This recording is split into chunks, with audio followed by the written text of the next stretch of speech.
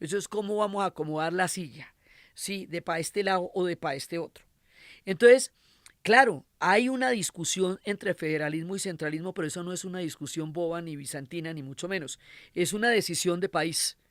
Es una decisión sobre si vamos a ser un país unificado o si vamos a ser un país de regiones autónomas. Esto mismo estaba pasando y en la misma época en el sur del continente, en Argentina, que se van a gastar también un poco de guerras civiles, por lo mismo, entre federalistas y centralistas, que es lo que uno ve escrito en la novela de Ernesto Sábato sobre héroes y tumbas, que hay unas permanentes referencias históricas.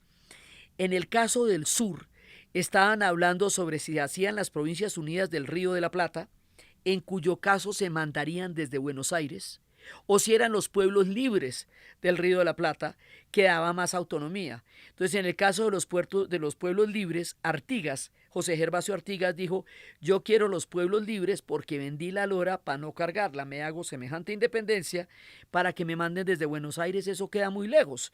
Yo quiero hacer mi propio parche, eso se llama la Banda Oriental y de ahí va a salir la República Oriental del Uruguay. Entonces lo que uno ve es que estas discusiones se están dando simultáneamente en todo el continente. Lo ve uno en paralelo acá y lo ve uno en paralelo allá, y allá que si San Martín, que si Marcelo T. Alvear, lo mismo, digamos, están discutiendo exactamente lo mismo. Los Estados Unidos no tuvo su guerra civil inmediatamente después de la independencia porque la federación en ese momento logró convencer a bastantes, pero sí la va a tener por la abolición de la esclavitud después en 1865 y casi se rompen el pellejo ahí.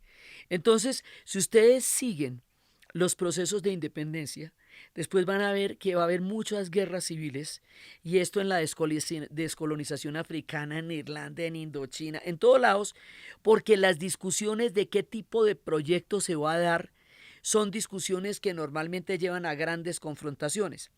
En el momento en que Nariño dice que la discusión entre federalismo y centralismo nos debilitó frente a lo que sería esa terrible reconquista que hubo acá después de que salió Fernando VII de la cárcel, es que resulta que la historia se escribe en replay.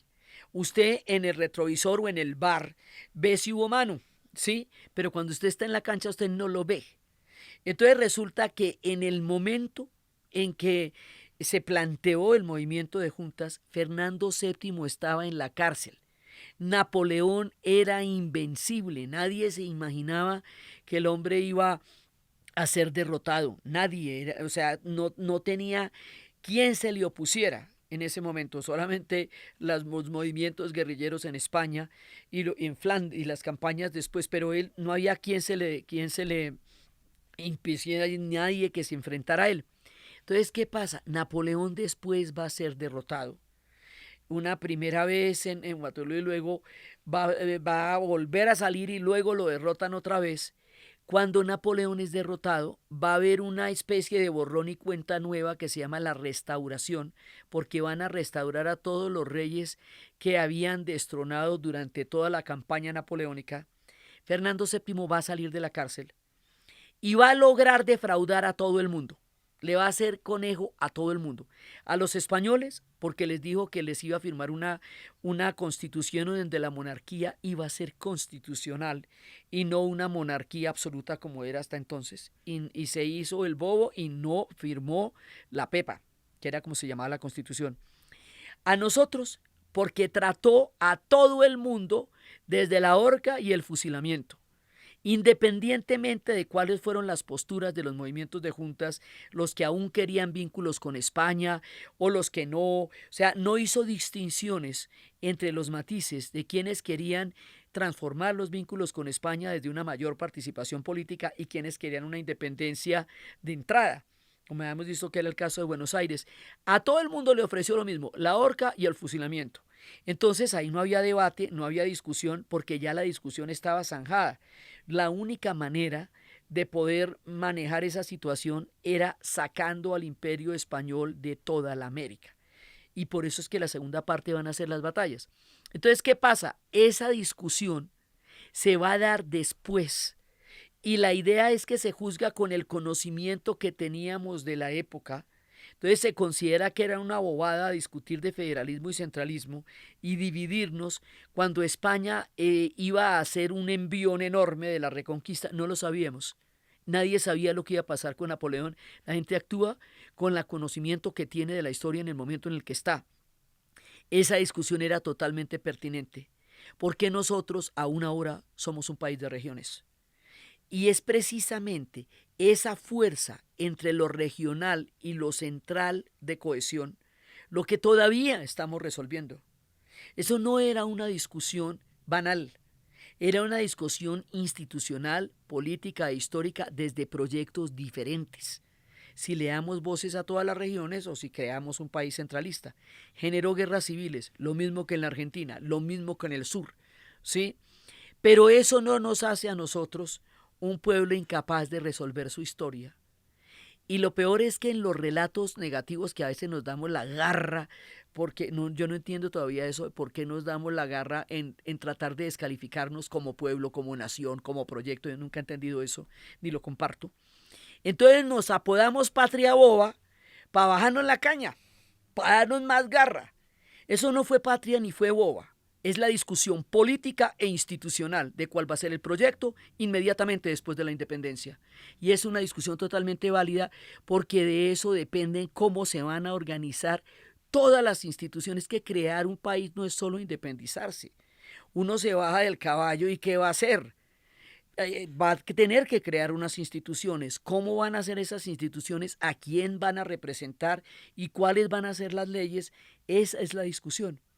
Por eso el término de patria boba es injusto, es una coyuntura, por eso estamos utilizando la figura del tuit, porque era una coyuntura en una discusión de las muchas que se hacían en esa época y que era necesario hacer, pero quedaron eternizadas en la historia como una etiqueta que aún ahora utilizamos en los momentos en que nos sentimos defraudados con el rumbo de nuestra propia historia. Entonces la idea aquí era reflexionar sobre eso, cambiar la idea de la patria boba y pensarnos como un proyecto en construcción y pensar la idea de una patria boba como un epítome que se utilizó en la discusión de cómo iba a ser una nación posterior a un proceso de independencia. Y eso era lo que queríamos contarles hoy para que nos miremos con comprensión, para que nos miremos como un proceso histórico de un país que se está construyendo y que se estaba construyendo en ese momento, y no como un país que se descalifica a sí mismo en cada uno de los periodos de su propia historia. Utilizar la patria boba para demeritarnos es injusto. Es injusto con nosotros, es injusto con la historia. No es cierto en lo que pasó con respecto a toda la decisión de un continente de qué referente íbamos a utilizar. Vamos a irnos por la línea de los Estados Unidos, vamos a irnos por la línea de Francia. Como los estados nacionales estaban inventando, pues había que ver cómo íbamos a inventar el nuestro.